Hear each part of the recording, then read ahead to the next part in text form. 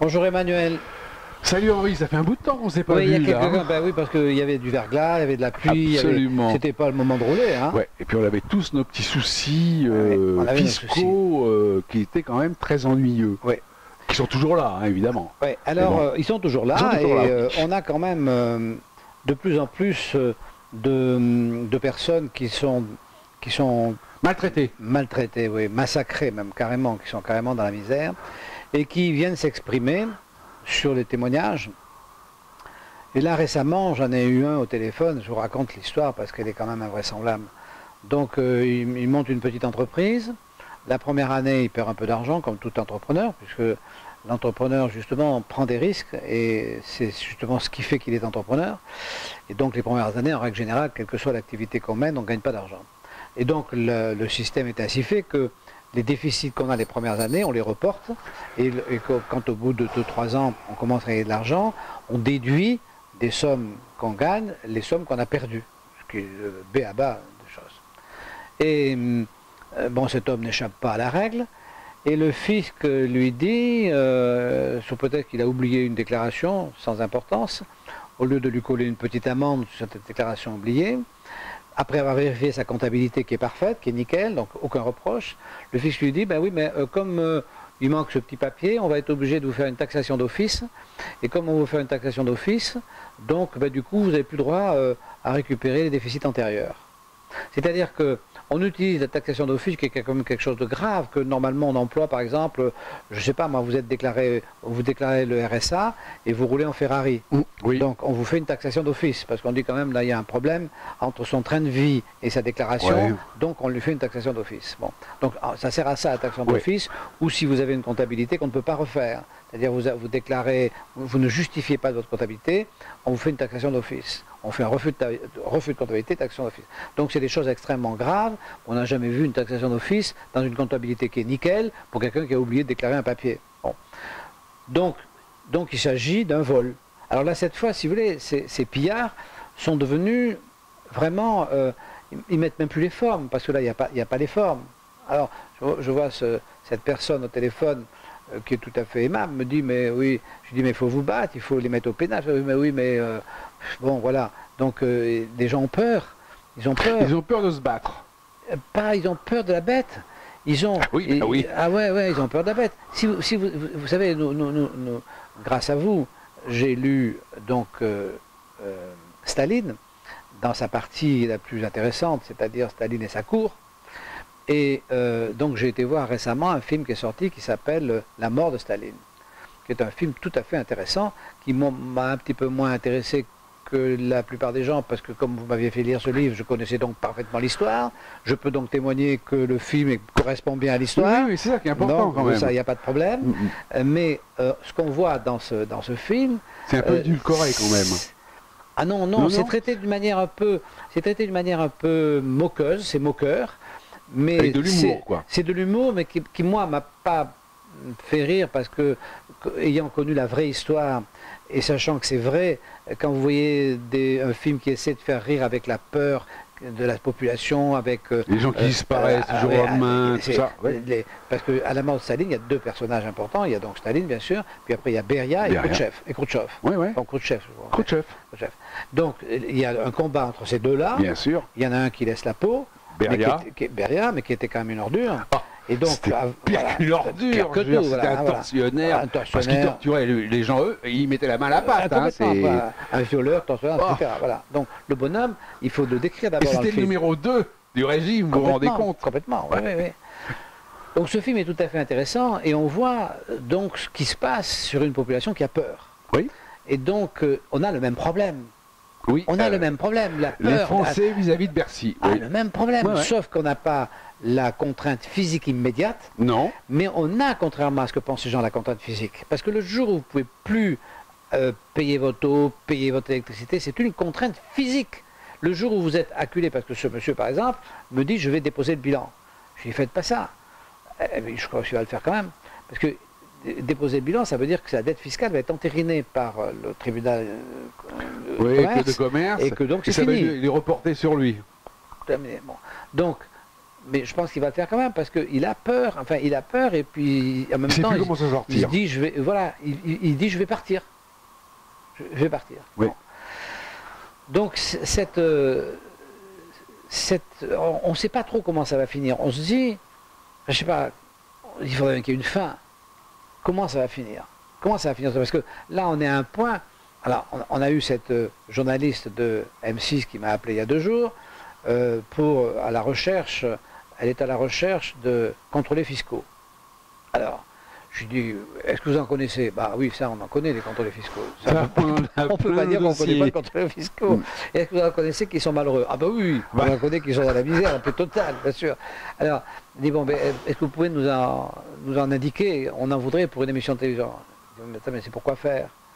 Ben, c'est parce qu'on fait une émission sur Bercy, alors on voudrait montrer les conséquences et montrer des gens qui ont des contrôles fiscaux qui sont malheureux. Je dis, mais madame, vous ne pouvez pas faire ça, parce que vous allez prendre des gens, vous allez les exposer, vous allez les finir de les tuer. Parce que quand vous exposez un contrôlé fiscal dans ce pays, où il y a une propagande absolument épouvantable... Il a l'opprobre général. Ouais, c'est comme si vous alliez dans une prison faire une émission en disant que les prisonniers sont maltraités. Vous voyez, vous n'avez aucune chance. Parce que les gens pensent que la prison, c'est l'hôtel de première classe. Oui. Donc, c'est 5 étoiles avec la télé et les douches individuelles. Voilà, pour les gens, ils devraient croupir dans des culs de bas-de-fosse, les 2 mains attachées, les 2 pieds attachés, etc. Comme au Moyen-Âge. Voilà. Donc, si vous voulez, pour le fixe, c'est pareil. Donc, si vous voulez faire une émission, moi, je veux bien vous envoyer des gens et venir, mais à condition que vous fassiez une émission sur la zone de non-droit des contrôles fiscaux. Parce qu'on ne peut pas parler de la misère fiscale sans parler de la zone de non-droit qui permet cette misère. Bien sûr. Parce que, pourquoi il y a une misère fiscale? Parce qu'il y a 80% des gens qui sont acculés, qui ne sont pas coupables.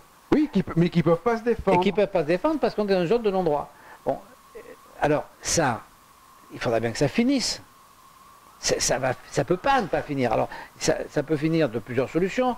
Ça peut finir parce que l'État fait faillite. Ça peut finir. Est-ce que ça peut finir parce que les gens se révoltent?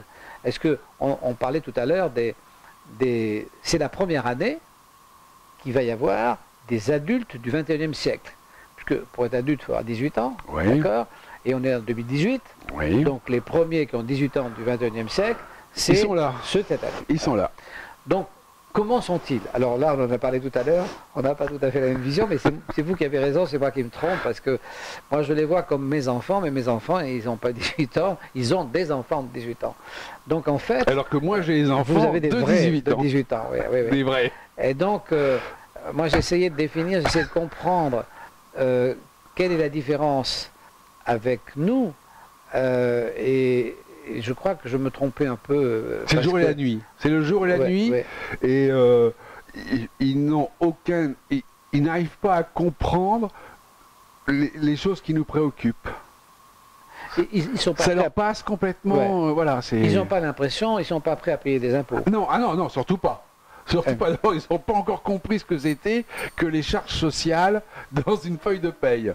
Ils croient qu'ils vont toucher l'intégralité de leur salaire. Ça, c'est déjà la première chose. Et puis, dans le fond, ils n'ont pas envie de travailler. C'est-à-dire qu'ils pensent que l'État les prendra en charge.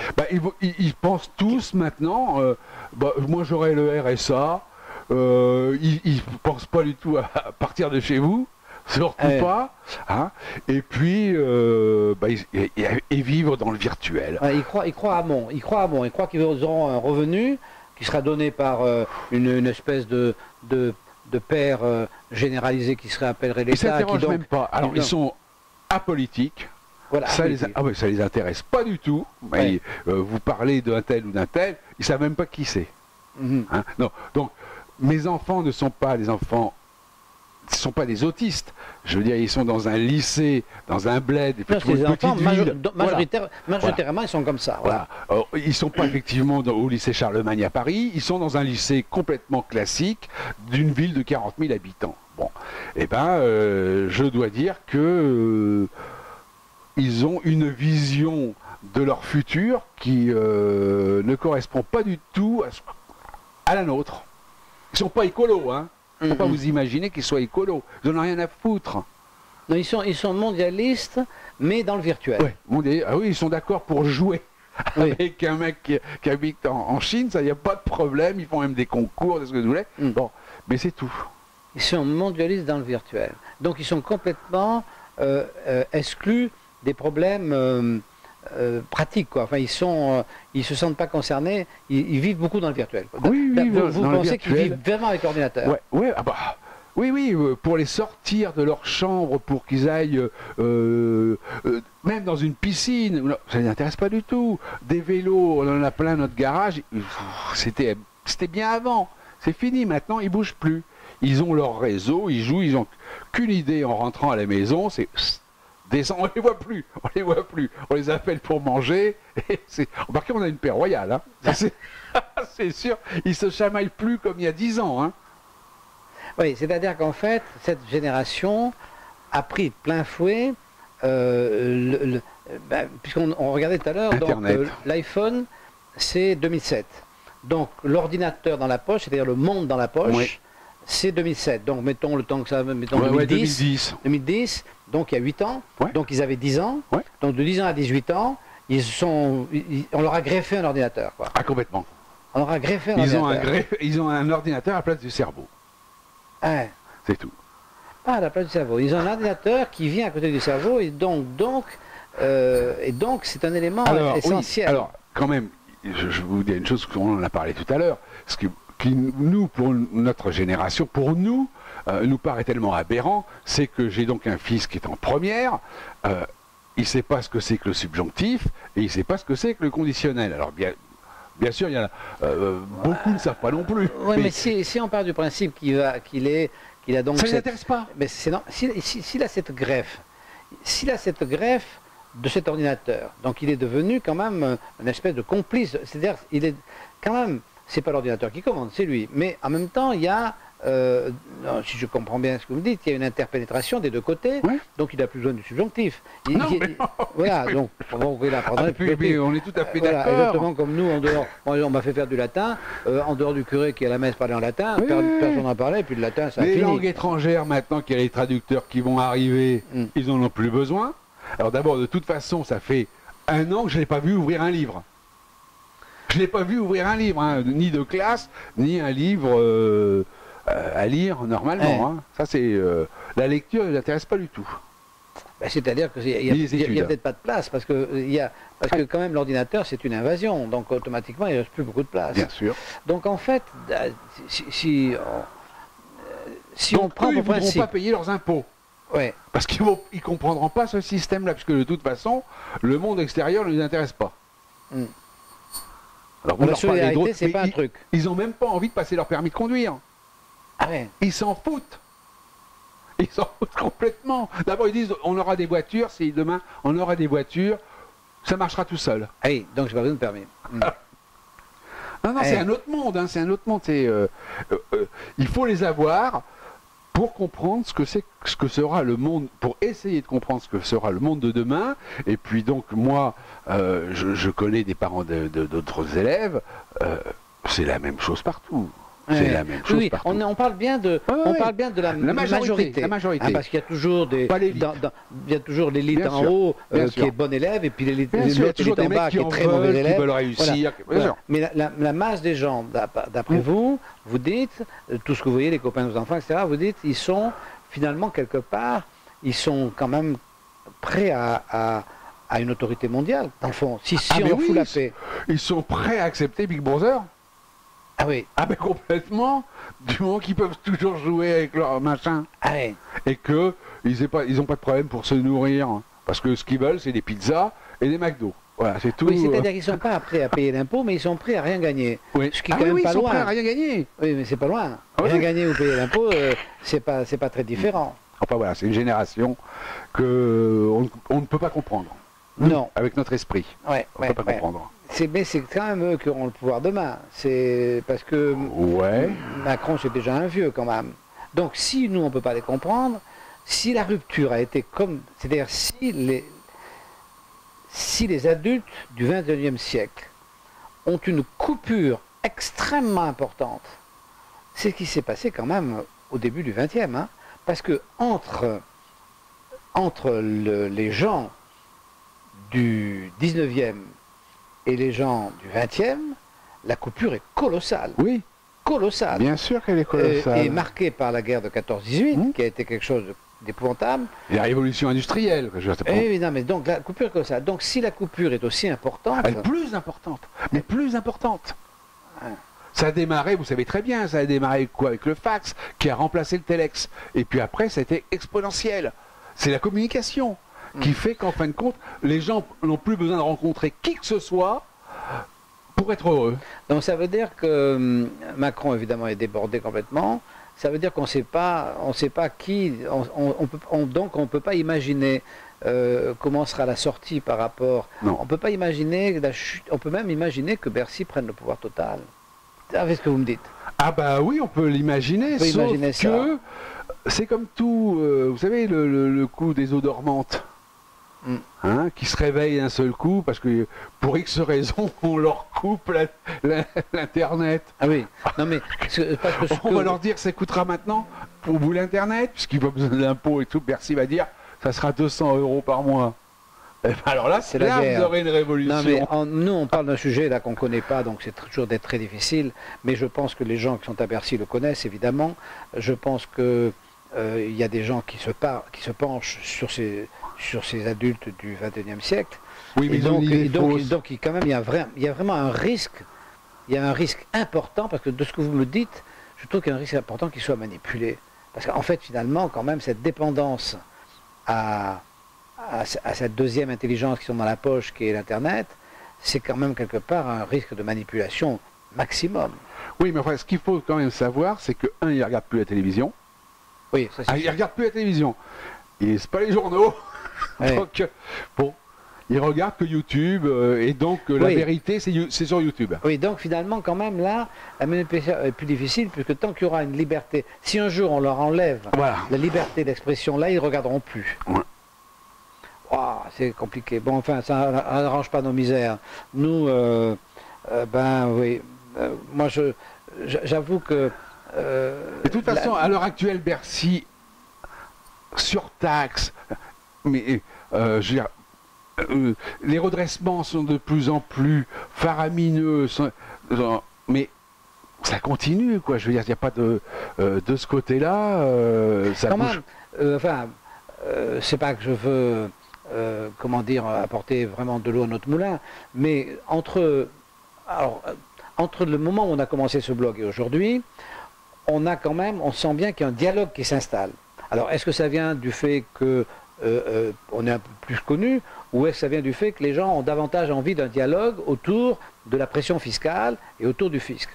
Moi, je pense que ce n'est pas nous qui sommes plus ou moins connus, parce qu'on n'a pas beaucoup plus connus qu'avant, mais je pense que la parole se libère, et je pense que les gens ont conscience que cette pression fiscale, et surtout que la trop, manière... c'est trop. Oui, Voilà. et que la manière dont elle s'exprime, et puis que surtout, ce sont devenus des voyous, quoi. Oui, surtout qu'ils n'ont plus aucune pudeur, plus aucune rien, il n'y a plus aucune éthique, rien. Et ça, je pense que les gens le ressentent. Alors, est-ce qu'ils vont pouvoir... Est-ce qu'on va pouvoir réagir contre ça, ou est-ce qu'on va être décapité par ça, et est-ce qu'on va disparaître? Je pense que ça peut réagir, mais c'est pas la nouvelle génération qui réagira. Ce sont les gens de 40 ans, 45 ans, parce que ils veulent gagner de l'argent. Ils ont encore cette ancienne que l'argent qui gagne, c'est quand même pour eux. Non, mais quand même, vos enfants, quelque part, ils se voient bien en train de monter une start-up et de gagner des sous. Non. Ah non. Non, non. Ils ne se voient pas en train de bidouiller un truc sur Internet. Il se voit, parce que quand il voit un tel sur Internet, ce blogueur qui a 1 400 000 abonnés, et qui touche, alors les sommes varient, hein, c'est les nouveaux joueurs de football, ça. Et il voudrait faire pareil. Alors tout le monde y va de sa petite vidéo et il regarde combien ils ont d'abonnés. Voilà, c'est ça le truc, c'est faire fortune dans ce sens-là. Oui, mais ça c'est parce que vos enfants ont un petit côté showbiz quelque part. Mais s'ils avaient au contraire le sens, s'ils étaient plutôt affairistes, au lieu d'être, là ils ont envie d'être en avant. Bon, c'est un peu normal entre vous, votre frère, etc. Vous êtes quand même un peu une famille. Je dirais d'artistes, donc ils ont envie d'être en avant. Moi, ça ne me choque pas. Mais s'ils étaient comme plutôt chez moi, où on est plutôt des hommes d'affaires, je pense qu'ils auraient envie de faire des affaires à partir de cet outil qui fait partie d'eux maintenant. Donc il serait dans les startups de l'informatique. Donc tout ça va, effectivement, Bon, écoutez, on ne va pas refaire le monde. Nous avons, il y a longtemps qu'on ne s'était pas vu. On voulait vous parler un petit peu de la pression constante de Bercy. On se demande comment ça va finir. Ben, nous, on continue à se battre. On a des petites victoires, on vous en parlera. On fera des mots, on refera une vidéo. Parce qu'elles sont trop récentes pour en parler tout de suite. Et puis... ce qui est intéressant, c'est quand même que les juges, petit à petit, prennent conscience, petit à petit, il faut donc relativiser tout ça, prennent conscience que Bercy, c'est plus parole d'évangile. Non, la justice civile, moi, alors là, vraiment, franchement, quand je vais au tribunal, je suis bien reçu. Alors, je perds toujours. Oui, ça n'empêche pas. Mais avant, je perdais, j'étais humilié. Ouais. Voilà. Avant, j'étais humilié, maintenant, je ne suis plus humilié. Ouais. Alors, ils font attention, ils sont polis, ils vont toujours perdre, mais ils sont polis. Donc, ils écoutent. Donc, on peut espérer que, ils le feront avec d'autres. Si vous allez au tribunal, vous serez écouté. Et donc, c'est déjà un gros progrès. Oui. Et petit à petit, ils vont prendre conscience de la misère qui est créée, et je pense que là, ils réagiront.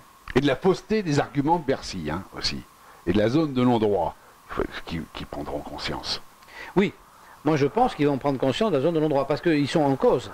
Parce que s'il n'y a pas de droit, c'est parce qu'il n'y a pas de magistrats, et les magistrats, ils n'aiment pas qu'il y ait un droit qui existe sans eux. Ils ont raison, c'est quand même leur... on peut supposer que pour certains, c'est leur passion, et en tout cas pour tous, c'est leur métier. Bien. À bientôt. À bientôt. Au revoir Emmanuel. Au revoir Henri.